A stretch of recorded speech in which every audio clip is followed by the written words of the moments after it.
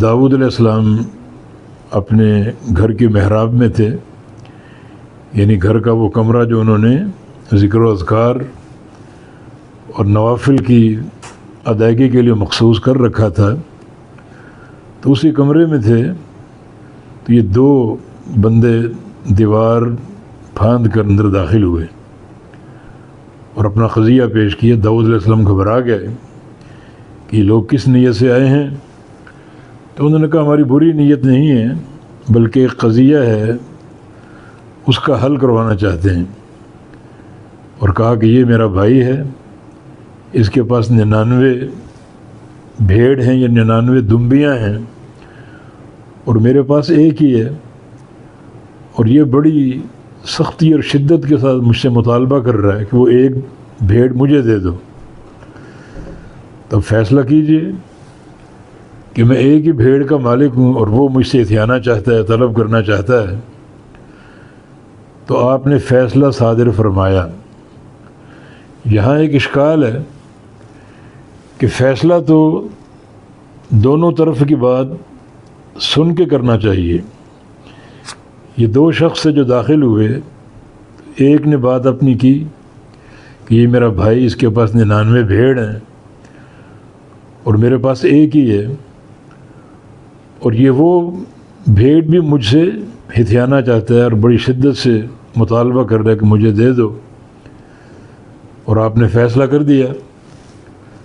حالانکہ طرفین کی بات سننی چاہیے، لیکن یہاں کوئی اشکال نہیں بنتا، کیونکہ اگر طرفین موجود ہوں اور ایک بندہ اپنا قضیہ پیش کرے اور دوسرا خاموشی اختیار کر لے، تو اس کی خاموشی اس کی بات کی صحت کی دلیل ہے۔ اگر اس کی بات غلط ہوتی تو پھر طرف ثانی، فریق ثانی اس کی اصلاح کرتا اور کہتا کہ بات اس طرح نہیں بلکہ اس طرح ہے، مگر اس پہلے شخص نے اپنا پورا قضیہ پیش کر دیا جس کے پاس ایک ہی بھیڑ تھی، اور جس کے پاس 99 تھیں وہ خاموش رہا، تو اس کی خاموشی دلیل رضا ہے، دلیل صحت ہے کہ یہ قضیہ اس نے صحیح پیش کیا ہے۔ تو بعض اوقات قاضی جو ہے وہ یعنی علامات سے اور حقیقت حال سے بات سمجھ لیتا ہے کہ معاملہ ایک نے پیش کیا، دوسرے نے سکوت اختیار کیا، اگر کوئی قابل اعتراض بات ہوتی تو وہ بولتا، مگر اس کا نہ بولنا اور خاموشی اختیار کر لینا اس قضیے کی صحت کی دلیل ہے۔ چنانچہ داؤد علیہ السلام نے فیصلہ صادر فرما دیا کہ جس کے پاس 99 بھیڑیں ہیں، ایک کم 100، وہ دوسرے بھائی سے جس کے پاس ایک ہی بھیڑ ہے اس کا مطالبہ کر رہا ہے کہ مجھے دے دو۔ فرمایا کہ یہ ظلم ہے۔ تو اس طرح فیصلہ آپ نے صادر فرما دیا کہ ظلم حرام ہے۔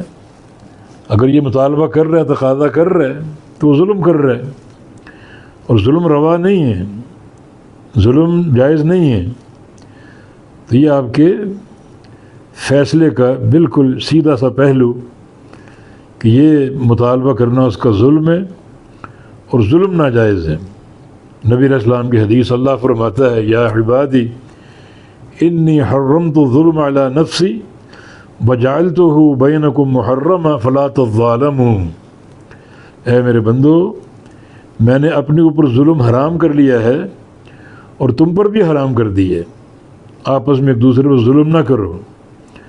تو ظلم حرام ہے، ظلم ممنوع ہے۔ اور نبی علیہ السلام نے ایک حدیث میں ظلم کا انجام بیان کیا، الظلم ظلمات یوم القیامہ، کہ دنیا کا کوئی بھی ظلم ہو وہ قیامت کا اندھیرا بن جائے گا، قیامت کی تاریکی بن جائے گی، اور مرتے ہی قیامت قائم ہو جاتی، مانا قبر اندھیر، محشر اندھیر، پل صراط پر اندھیرا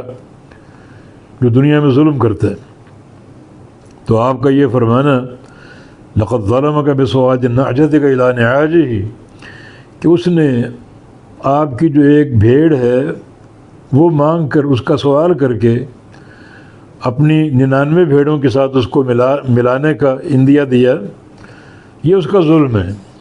جو کہ ناجائز اور ناروا ہے۔